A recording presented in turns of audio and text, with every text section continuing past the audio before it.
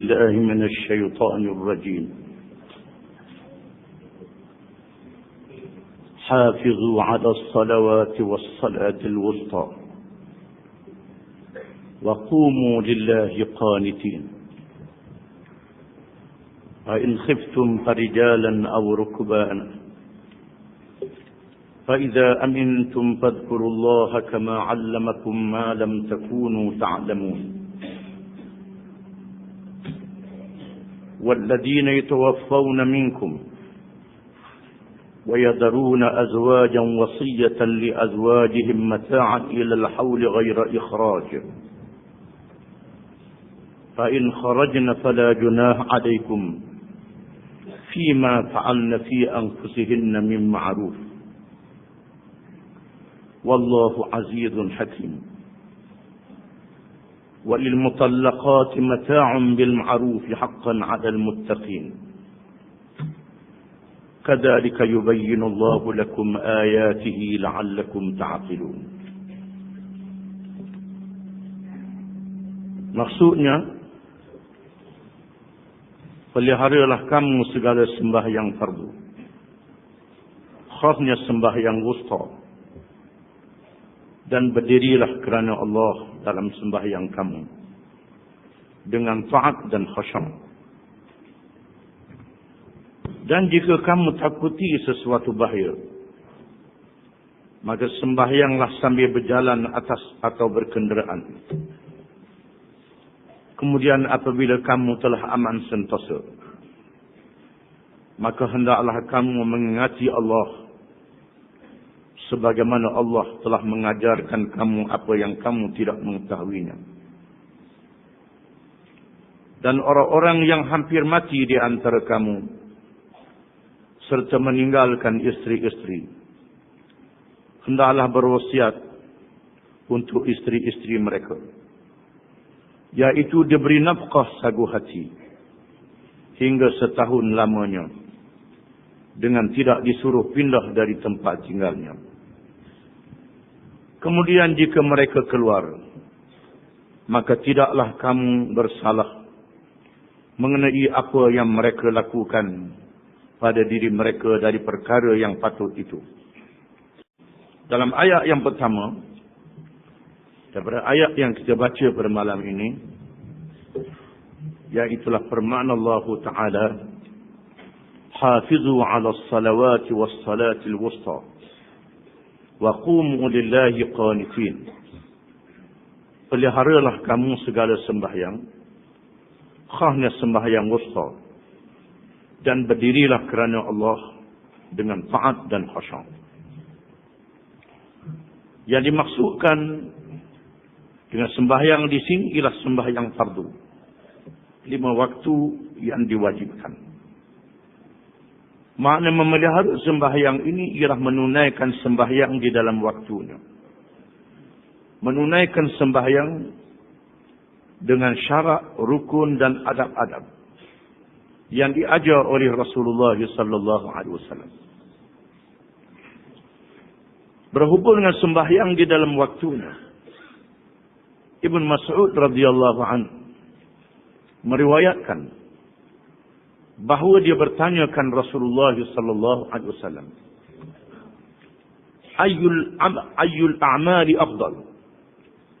Qala as-salatu fi waqtiha. Qultu thumma ayyu? Qala al-jihadu fi sabilillah. Qultu thumma ayyu? Qala birrul walidain. Yang bermaksud, Ibnu Mas'ud bertanyakan Rasulullah sallallahu alaihi wasallam, wahai Rasulullah, apakah dia amal yang paling afdal? Amalan yang paling mulia, yang paling lebih besar pahalanya di sisi Allah Subhanahu wa taala? Jawab Rasulullah sallallahu alaihi wasallam, bersembahyang pada waktunya. Kemudian aku bertanya lagi, selepas itu apa dia? Jawab Rasulullah sallallahu alaihi wasallam, berjihad pada jalan Allah. Aku bertanya lagi, selepas itu apa dia? Jawab Rasulullah SAW, berbuat baik kepada kedua ibu bapa.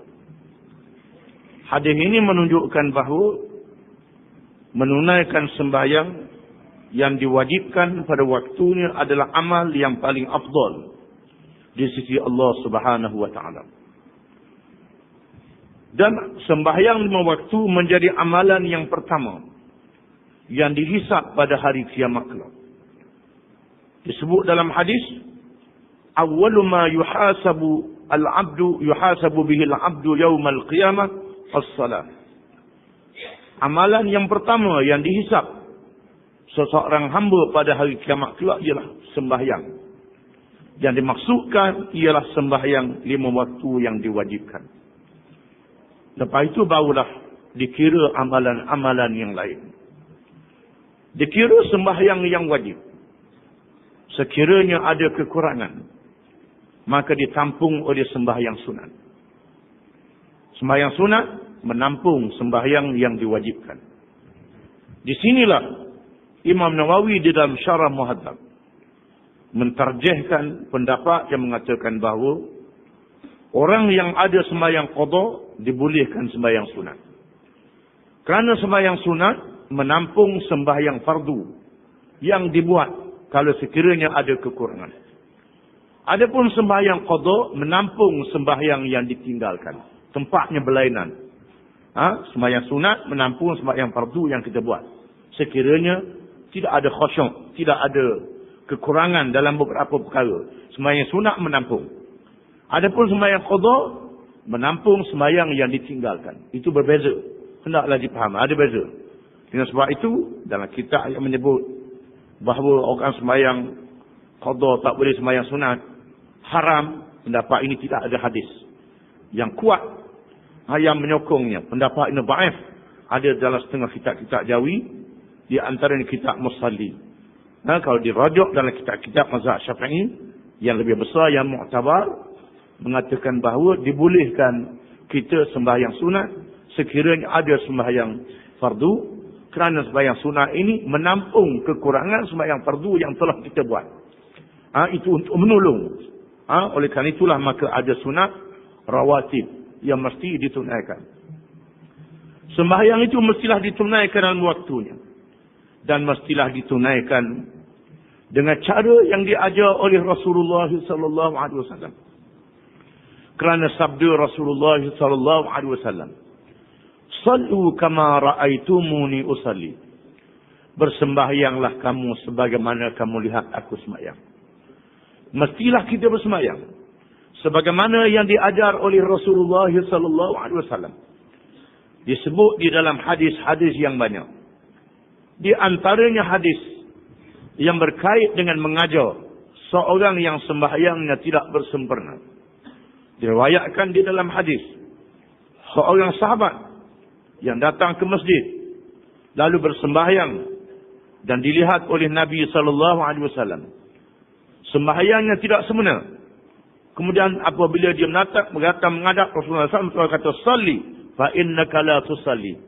Sembahyang, mu tak sembahyang lagi, Rasulullah kata. Lalu dia sembahyang. Sembahyang, dia mari pula menghadap Rasulullah kata, "Salli fa innaka la tusalli." Sembahyang, mu tak sembahyang lagi. Kemudian dia sembahyang pula. Rasulullah kata, "Idza sallayt, salli fa innaka la tusalli." Sembahyang semula, mu tak sembahyang lagi.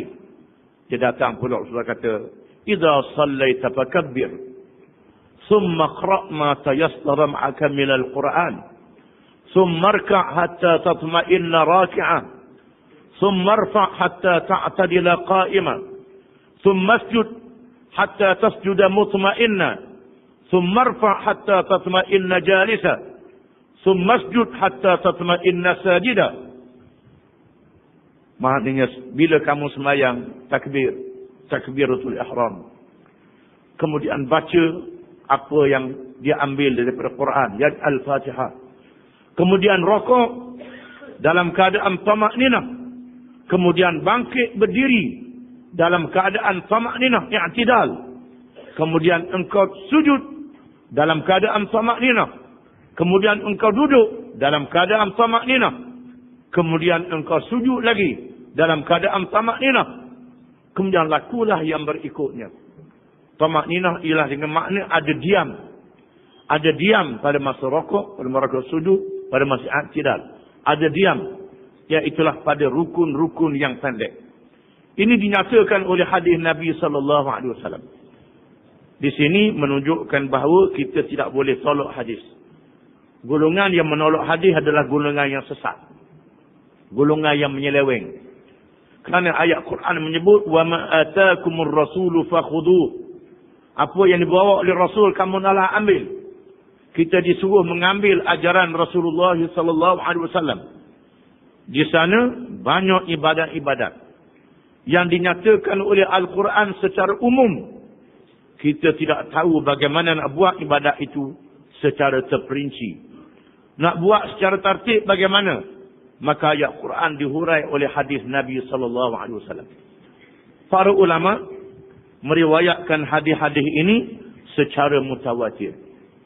Oleh kerana itu, maka kita mestilah bersembahyang sebagaimana yang diajar oleh Rasulullah SAW. Kalau ada orang ajar sembahyang pasal lain daripada apa yang disebut dalam Quran, yang disebut dalam hadis, maka itu tidak sah sembahyangnya. Itu sesat. Kalau dia menafikan sembahyang yang dinyatakan oleh Nabi SAW, sembahyang yang orang ramai buat ni dia kata tak betul, maka kafir wa'iyyazabillah. Kerana dia menolak Quran dan menolak hadis Nabi SAW. Tak usah katalah nak mengaji tinggi, mengaji hakikat mana sekalipun, mesti menepati Quran dan hadis Nabi SAW. Sembahyang perkara yang sangat penting. Kerana sembahyang ini hubungan kita dengan Allah Subhanahu wa taala. Kita menghadap Allah Taala secara wajib sekurang-kurangnya 5 kali sehari semalam. Kita mesti berdepan dengan Allah Taala setelah kita tidur sepanjang malam. Allah Taala memelihara kita, menjaga kita masa kita tidur, memberi kurnia yang banyak. Bangun daripada tidur, sembahyang subuh. Kemudian kita keluar bekerja. Setelah bekerja, sembahyang zuhur pula. Kita kena sedar, dalam masa kita kerja tu, tenaga kita diberi oleh Allah Ta'ala, menyebabkan kita boleh kerja. Rezeki diberi oleh Allah Ta'ala, kita menghadap Allah Ta'ala. Kemudian keluar balik, masuk waktu asar menghadap Allah Ta'ala balik. Kemudian keluar balik, masuk waktu maghrib menghadap Allah Ta'ala balik. Habis maghrib duduk sekejap. Kemudian sebelum tidur dan beri masa yang panjang, kita diwajibkan sembahyang Isya.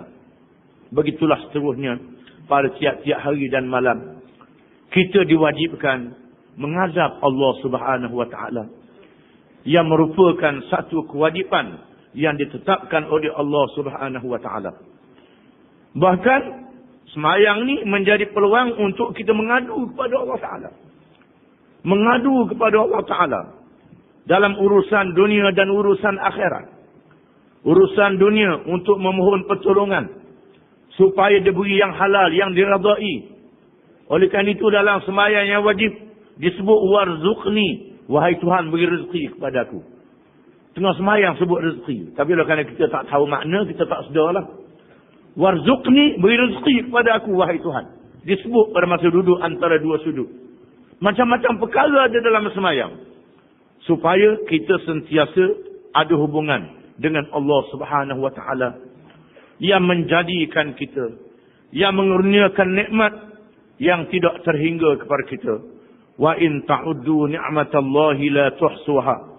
Dan jika sekiranya kamu menghitung nikmat Allah itu, nescaya tidak mampu kamu menghitung betapa banyaknya nikmat Allah Subhanahu wa taala. Allah Taala menyuruh kamu sembahyang 5 waktu, banyak mana sangat masanya. Bahkan masa duduk saja lebih banyak lagi. Masa duduk saja lebih banyak pada masa kerja. Masa kerja lebih banyak pada masa sembahyang. Sepatutnya kalau nak dinilai nikmat yang Tuhan beri, sembahyang banyak pada yang lain. Tetapi Allah Ta'ala tidak membebankan kita dengan bebanan yang berat. Allah Ta'ala menetapkan supaya kita menunaikan kewajipan yang sedikit, sedangkan pemberian Allah Ta'ala terlalu banyak. Oleh kerana itu maka kita naklah memelihara sembahyang ini. Disebut di sini hafizu, memelihara sembahyang. Bukan sahaja mendiri, memelihara. Makna memelihara, menjaga sembahyang dengan baik. Supaya sembahyang dalam waktu, jaga syarak dia, jaga rukun dia, jaga adab-adab dia, jaga semuanya. Supaya sembahyang kita sempurna. Disempurnakan Allah. Dan Allah Ta'ala mengurniakan kurnia yang sangat besar. Pahala yang sangat besar. Sebaik saja kita mengambil wudu, dihapuskan dosa-dosa yang kecil. Melalui muka, melalui berkoma, melalui hidung, melalui mata, telinga, kepala, melalui tangan, kaki. Allah Ta'ala menggugurkan dosa-dosa yang telah kita lakukan dengan berwudu. Sebaik saja kita melangkah ke masjid, tiap-tiap langkah dia beri pahala, tiap-tiap langkah dihilangkan dosa. Begitulah seterusnya kita berada di masjid, kita menunggu waktu dia beri pahala lagi. Itulah pemberian yang tidak terhingga daripada Allah. Oleh kerana sembahyang ini sangat penting, disebut dalam ayat yang lalu, ya ayyuhalladzina amanu ista'inu bis sabri was salah. Wahai orang-orang yang beriman, minta tolonglah kamu dengan sabar dan sembahyang.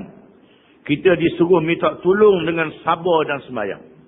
Sembahyang merupakan jalan untuk kita memohon pertolongan daripada Allah Subhanahu wa taala dalam apa-apa masalah yang kita hadapi.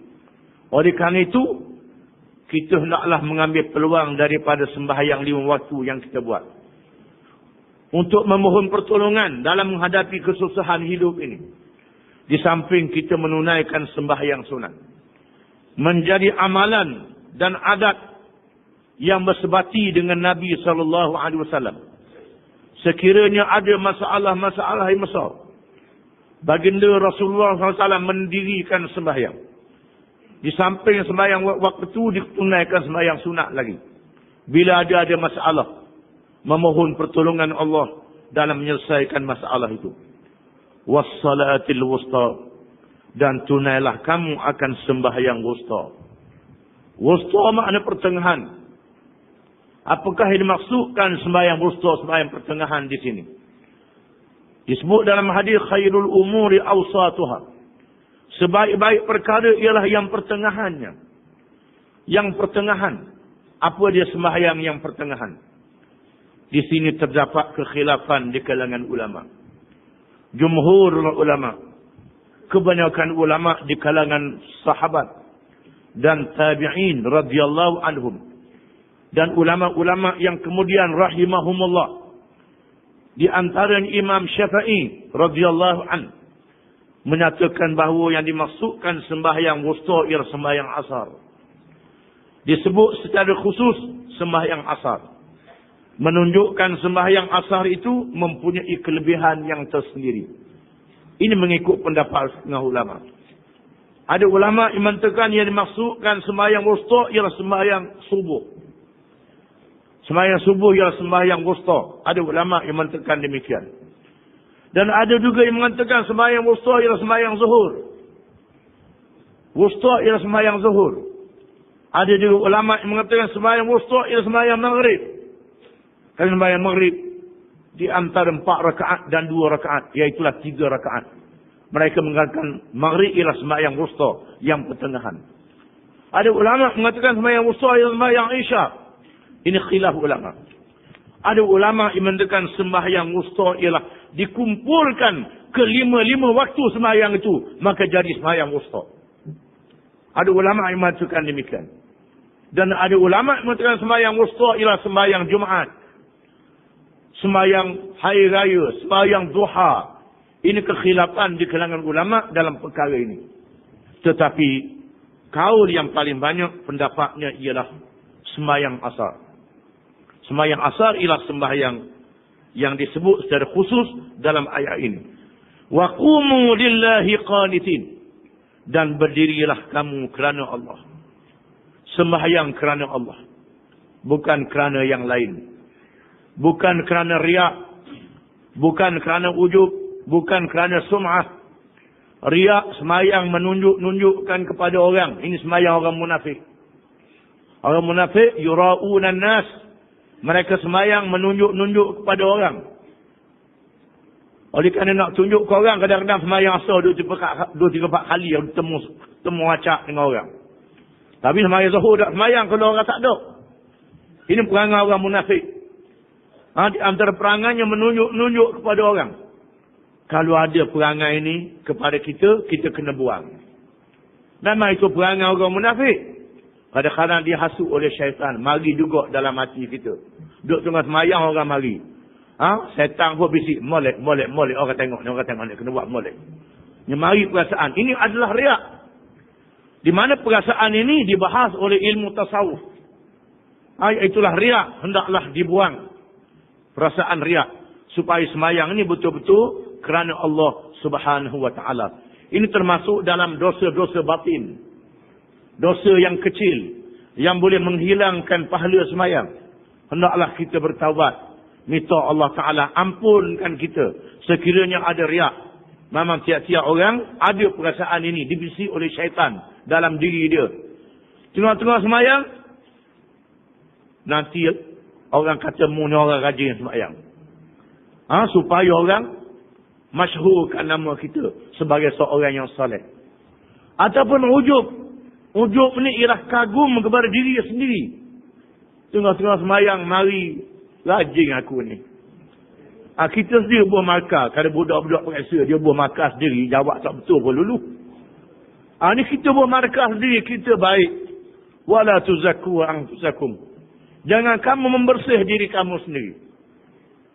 Urusan kamu ialah urusan Allah Subhanahu wa ta'ala. Yang menentukan amalan kamu banyak mana fadilatnya. Jangan kita ujub. Kagum dengan diri kita sendiri. Mestilah lillah. Kerana Allah Subhanahu wa ta'ala. Qanitin, dalam keadaan patuh kepada Allah. Taat kepada Allah. Dalam keadaan khusyuk.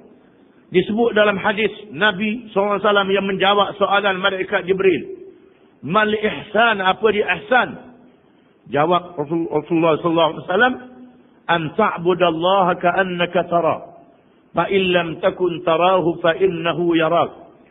Bahawa engkau mengabdikan diri kepada Allah seolah-olah engkau lihat Allah Ta'ala. Ataupun engkau merasakan Allah Ta'ala melihat engkau. Mana bila kita buat ibadat, betulnya ibadat kita ni seolah-olah macam kita nampak Allah Ta'ala walaupun kita tak nampak. Buktinya bila seorang pun pergi berjumpa dengan orang besar, orang kenamaan, raja seumpamanya. Oleh kerana kita nampak orang tu ada cokoh depan kita. Duk tengok kita keli-keli. Maka mulalah pakai lepang molek. Cari baju baru, cari lepang. Cari nektar macam-macam. Jenis-jenis pakaian yang menarik, pakaian rasmi.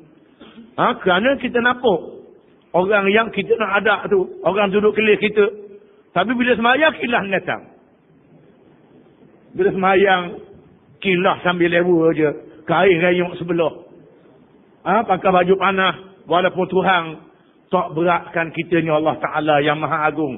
Tidak memberatkan hambanya. Tak memberat Allah Ta'ala tak marah. Allah Ta'ala suruh kita tutup aurat je semayang. Kilah netang pada apa azam tutup aurat.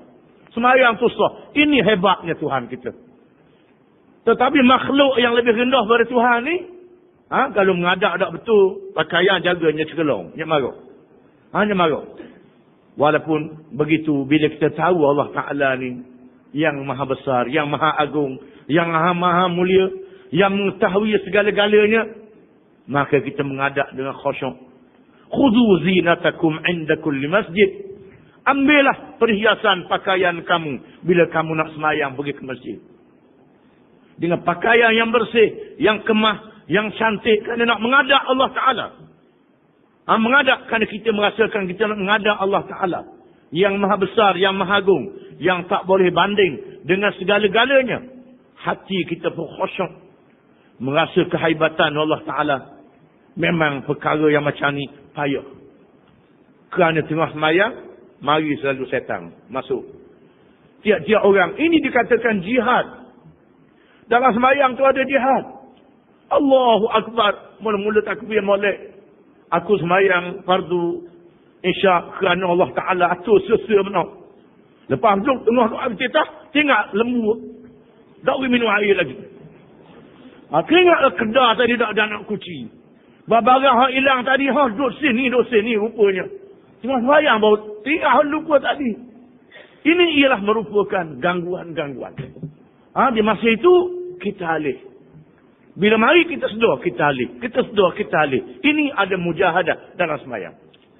Disebut dalam hadis, Nabi SAW tengah sembahyang. Sembahyang asar. Sebaik saja beri salam, tak dang wiri, Nabi fikah bangun, melangkah bahu sahabatnya, balik ke rumah, sehingga sahabat dalam keadaan terkejut. Pasal apa yang gopoh sangat?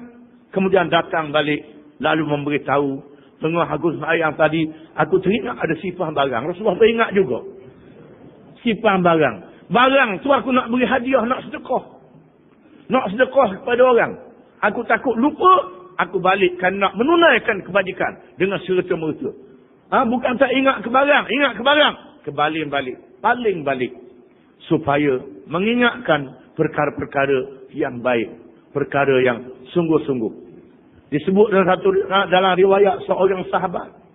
Tengah sembahyang, ngitah burung comel. Duk perhati ke burung tu.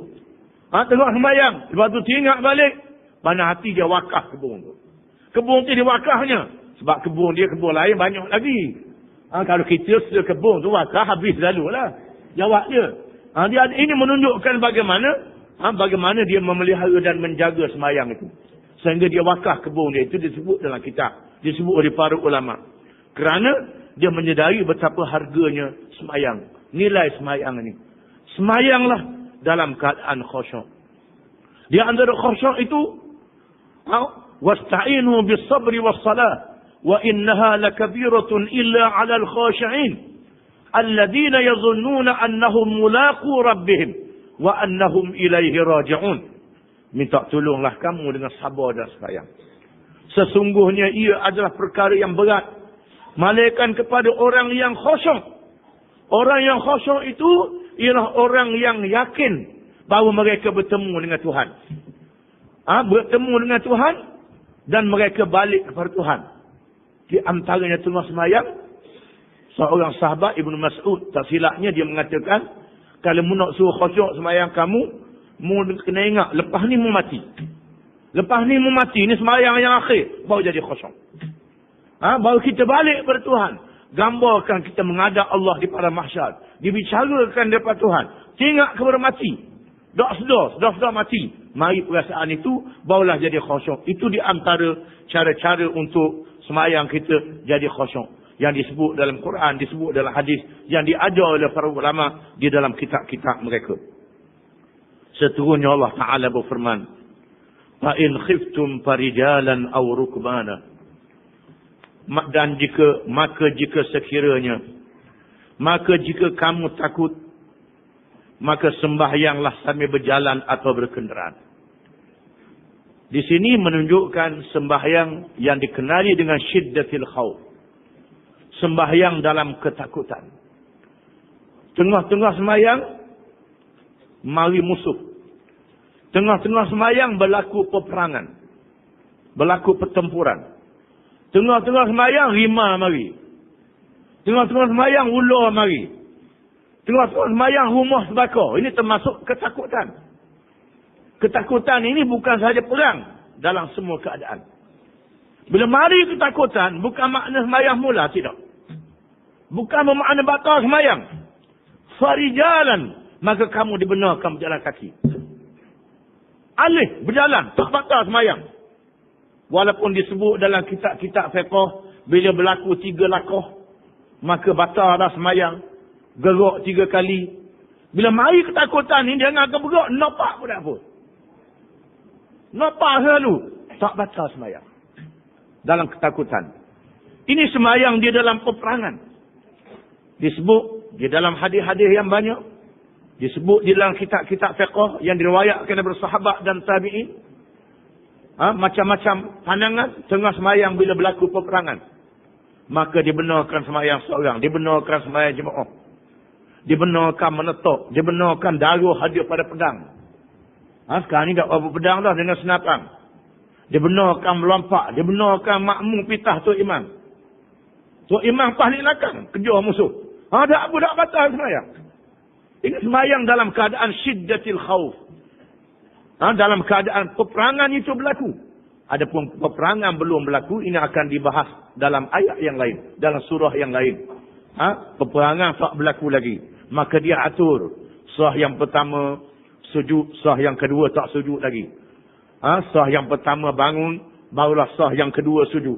Begitulah rukuk, begitu juga bergilir-gilir. Ataupun dibuat dua pasukan. Sembahyang yang pertama, imam seorang saja. Sembahyang, kemudian lepas rakaat yang kedua, niat mufarakah. Sembahyang dengan segera, dengan cepat. Makmum yang selesai sembahyang ni, pergi ambil alih menjaga, mengawal. Makmum pasukan yang kedua sembahyang dengan imam yang sama juga. Dan bila imam beri salam, dia tambah lagi. Dan dia mendapat pahala berjamaah. Macam-macam cara sembahyang ni. Yang disebut dalam ayat ini ialah syiddatil khauf. Dalam keadaan ketakutan. Kita sembahyang di laut, mari omok. Sembahyang dalam keadaan duduk, berdiri kemudian duduk. Itu dibenarkan oleh syarak. Termasuklah dalam kesulitan. Kita musafir, duduk atas kapal terbang. Sembahyang, tempat sembahyang tak cukup. Sembahyang atas kursi. Dah kiblat, ada lah ke mana pun. Kapal terbang halang ke Malaysia, ada ke Malaysia. Ada lah ke mana. Kebetulan ke Mekah lah. Ini diizinkan oleh syarak. Sembahyang atas kursi. Rokok dan sujud melalui isyarat saja. Isyarat saja. Ini dibahas oleh ulama-ulama dulu dan sekarang dalam kitab-kitab mereka. Bahkan diriwayatkan di kalangan sahabat. Kalau sekiranya luput waktu. Kalau sempat dalam waktu. Oleh kerana pertempuran tu hebat sangat. Sehingga habis waktu. Habis waktu tak apa, dimaafkan. Dimaafkan walaupun habis waktu. Dimaafkan. Diizinkan oleh syarak. Boleh sembahyang penuh. Sembahyang penuh. Tak boleh sembahyang. Sembahyang 2 rakaat. Tak boleh nak sembahyang 1 rakaat. 1 rakaat 2 sujud saja. Ini disebut oleh seorang ulama. Dia mengikuti Abi Musa al-Ash'ari radhiyallahu an. Yang berperang di Asia Tengah. Mawara al-Bahar. Yang itulah di utara Parsi. Abu Musa ni bukan sebarangan orang. Abu Musa ni sahabat yang dilantik menjadi hakim oleh Nabi SAW. Ini mazhab apa? Mazhab Abi Musa lah. Lebih daripada Imam Syafi'i lagi ni. Imam Syafi'i kena ikut dia. Ini mazhab apa? Abi Musa al-Ash'ari. Tapi jenis orang tak erti. Bila orang tanya Nabi Muhammad mazhab apa? Mazhab Syafi'i dia kata. Ini orang tak erti dah lalu. Tak lewat kira orang tak erti. Abi Musa ni dulu belum ada Imam Syafi'i dilahirkan ke dunia lagi. Disebut dalam Ibnu Katsir menyebut dalam tafsirnya. Ada seorang ulama dia kata aku ikut Abu Musa al-Ash'ari. Sembayang sehingga habis waktu. Habis waktu. Ini sahabat. Sahabat ni mereka yang dilatih oleh Nabi SAW. Inilah sembahyang siddatil khauf. Sembahyang dalam keadaan yang pertempuran itu berlaku dengan sengit. Maka dibenarkan. Apa yang boleh kita buat, kita buat. Yang tak boleh buat, maka diizinkan oleh syarak. Dalam keadaan membaca. Di sini menunjukkan bahawa sembahyang ni tak boleh ditinggal sekali-kali. Tak boleh ditinggal. Sakit macam mana, huru-hara macam mana, tak boleh tinggal sembahyang. Kalau sakit, tak boleh sembahyang berdiri, duduk. Tak boleh duduk, mengiring. Tak boleh mengiring, melentang. Tak boleh menggerakkan kepala, menggerakkan mata. Tak boleh menggerak mata juga nak isyarat. Maka barulah lintasan dalam hati. Orang kata hakikat ni. Orang tak boleh gerak langsung. Maka dibenarkan. Dengan hatinya. Dia ambil wuduknya. Dibenarkan. Nak tinggal sembahyang. Tak boleh sekali-kali. Dan semua sembahyang ni tak perlu diqadha lagi. Sah. Tak perlu diqadha lagi. Ini merupakan keizinan daripada Allah Subhanahu wa ta'ala. فَإِذَا أَمِنْتُمْ فَاذْكُرُوا اللَّهَ كَمَا عَلَّمَكُمْ مَا لَمْ تَكُونُوا تَعْلَمُونَ. Apabila kamu telah aman sentosa, maka hendaklah kamu mengingati Allah dengan mengerjakan sembahyang secara yang lebih sempurna. Sebagaimana Allah telah mengajarkan kamu apa yang kamu tidak mengetahuinya. Bila keadaan aman, maka sembahyanglah dengan sempurna. Sebagaimana yang diajar, yang disebut tadi. Yang dibenar macam-macam perkara tadi dalam ketakutan. Bila aman, kita tak boleh buat begitu. Hendaklah sembahyang dengan adab-adab, dengan syarat sebagaimana yang diajar itu. Yang disebut macam-macam cara boleh buat, itu ialah dalam keadaan darurat.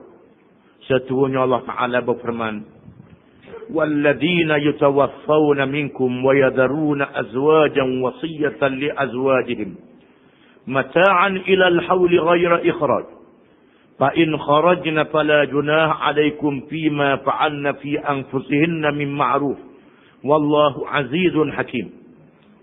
Dan orang-orang yang hampir mati di antara kamu serta meninggalkan isteri-isteri, hendaklah berwasiat untuk isteri-isteri mereka, yaitu diberi nafkah sagu hati, makan pagi dan tempat tinggal hingga setahun lamanya, dengan tidak disuruh pindah dari tempat tinggalnya.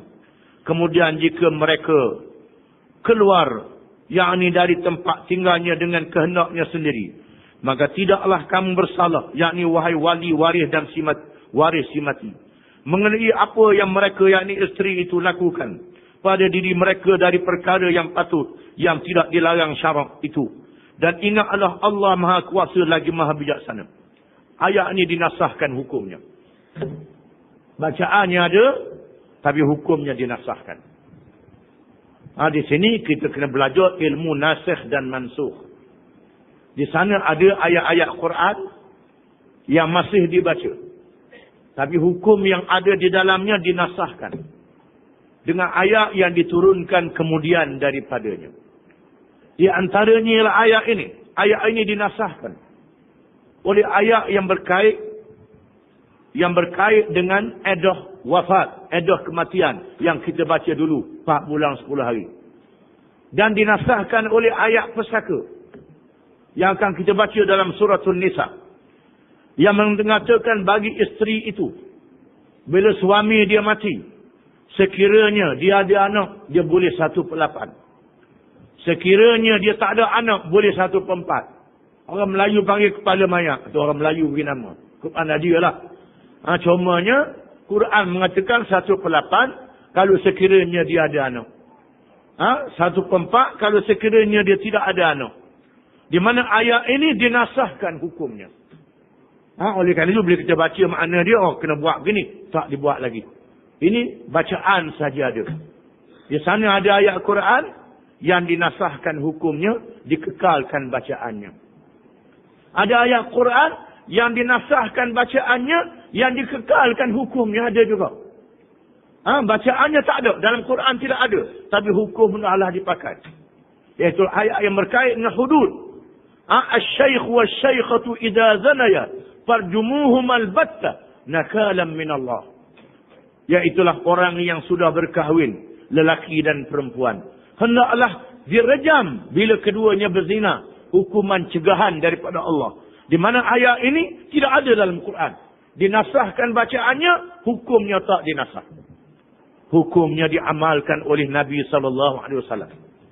Diamalkan oleh Khulafa' Rashidin. Disebut oleh ulama secara ijma' yang tak boleh dinafikan sekali-kali.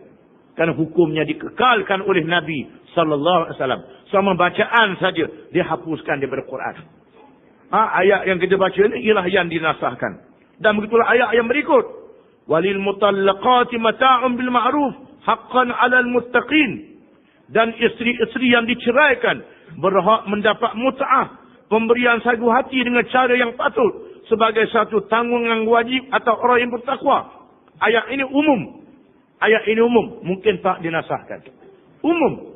Dia dijelaskan oleh ayat yang terdahulu yang kita baca. Iaitulah. Wa idza tallaqtumun nisa. Iaitulah. La junaha alaikum.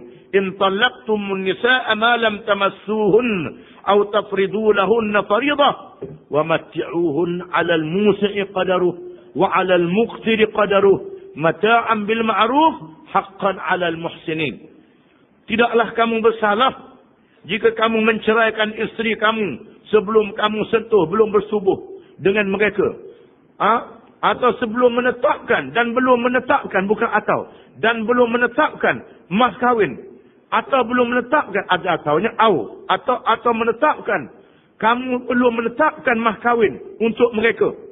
Walaupun demikian, hendaklah kamu memberi mut'ah, memberi sagu hati kepada mereka yang diceraikan itu. Orang senang mengikut senangnya, dan orang susah mengikut susahnya. Ini dihuraikan oleh ayat yang terdahulu Dan wa in talaqtumuhunna min qabli an tamassuhun wa qad faradtum lahunna fariidah fanisfu ma faradtum illa an ya'funa aw ya'fu alladhi bi yadihi 'uqdatun nikah wa an ta'fu aqrabu lit-taqwa wa la tansawul fadla bainakum innallaha bima ta'maluna basir.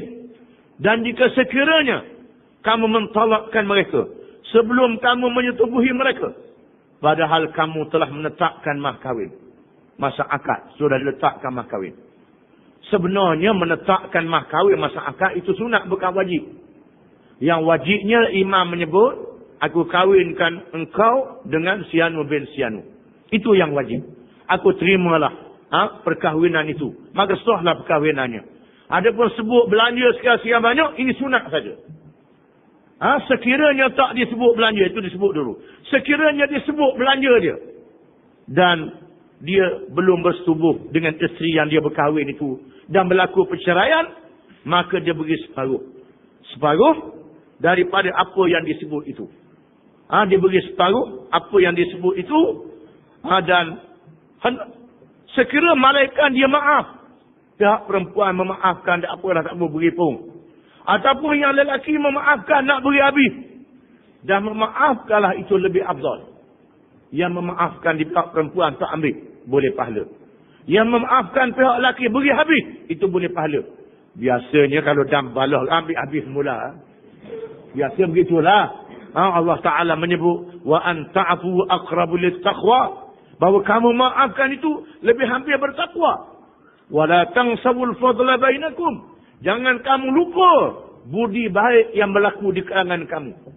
Budi baik lama-lama jangan lupa dengan sebab perceraian itu. Mula-mula nak kahwin itu, sebut habis segala kebaikan. Bila bercerai, sebut habis segala kejahatan. Jangan begitu, Tuhan kata.